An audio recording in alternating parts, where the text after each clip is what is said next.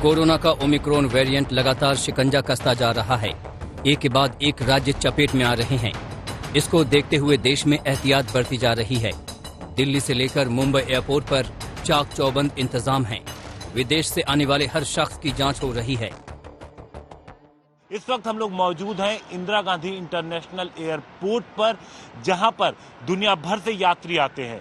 यहां पर जो एट रिस्क कंट्री है उसके लिए अलग से, जो यात्री वहां से आ रहे हैं उनके लिए अलग से लेन लगाई गई है, जिसमें लोग स्टाफ तैनात है, सबकी फ्रिस्किंग की जा रही है, जांच की जा रही है और उसके बाद उन्हें आगे जाने दिया जा रहा है। मुंबई एयरपोर्ट पर ओमिक्रॉन को लेकर के जिस तरह की तैयारी पुख्ता की गई है, उसमें जो स्क्रीनिंग की जा रही है और कोविड पॉजिटिव अगर पेशेंट्स आते हैं तो उनको क्वारंटाइन किया जा रहा है। जीनोम सीक्वेंसिंग के लिए इन पॉजिटिव पेशेंट्स के जो सैंपल्स है वो उनके घर से कलेक्ट किए जाते हैं, उसके बाद टेस्टिंग के लिए भेजे जाते हैं, जिसके बाद से आप कह सकते हैं कि इंटरनेशनल ट्रैवल के चलते अगर किसी भी तरीके के वेरिएंट बढ़ने का या शहर में आने का खतरा है, उसे एयरपोर्ट पर ही रोकने की पूरी तैयारी की जा रही है।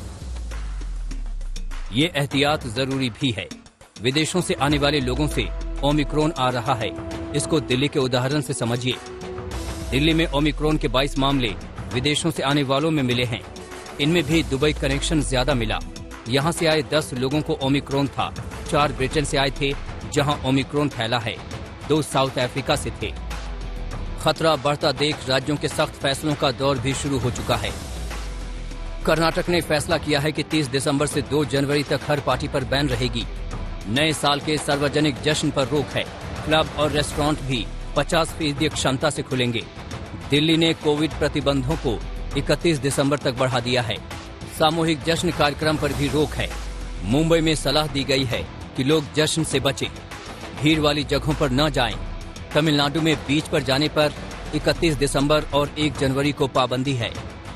विदेशों की तर्ज पर अब कोरोना के बूस्टर डोज की मांग भी जोर पकड़ रही है।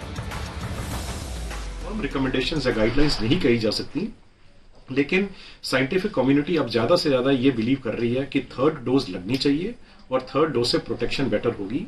सो इंडिया के लिए हमें मल्टी प्रॉन्ग स्ट्रेटेजी अडॉप्ट करनी है कि जिनको अभी तक वैक्सीन नहीं मिली उनको वैक्सीन लगनी चाहिए फर्स्ट 2 डोजेज। ये सबसे प्रायोरिटी नंबर 1 है। प्रायोरिटी नंबर 2 है कि जो रिस्क फैक्टर वाली एज, जैसे एज ग्रुप है मोर देन 65 या जिनको मेडिकल कोमॉर्बिडिटीज हैं या इम्यूनो सप्रेस्ड लोग हैं, हेल्थ केयर वर्कर्स हैं, फ्रंट लाइन वर्कर्स हैं, इनको I think as a priority 3rd dose लगना बहुत जरूरी है। और फिर हमें अपने बच्चों को, जो 18 साल से कम जो भी अनवैक्सीनेटेड पॉपुलेशन है, उसके लिए भी वैक्सीनेशन कंसिडर करना चाहिए। राज्य से लेकर केंद्र दावा कर रहे हैं कि अब तैयारी पूरी है। ऑक्सीजन का भी इंतजाम होने की बात कही जा रही है। मेरी अपनी समझ से भारत में ऑक्सीजन के लिए अब दोबारा त्राही हाहाकार नहीं मचेगा, ऐसा मेरा थिंकिंग है। पर हाँ, सबकी भागीदारी जरूरत है। खर्चा ज्यादा करोगे, कमाई कम करोगे, दुख पाओगे। सरकारों के इंतजाम पूरे हैं, लेकिन ये भीड़ बता रही है कि लोग लापरवाह हैं। अगर इस नई मुसीबत से जीतना है तो लोगों को भी एहतियात बरतनी होगी। ब्यूरो रिपोर्ट, आज तक।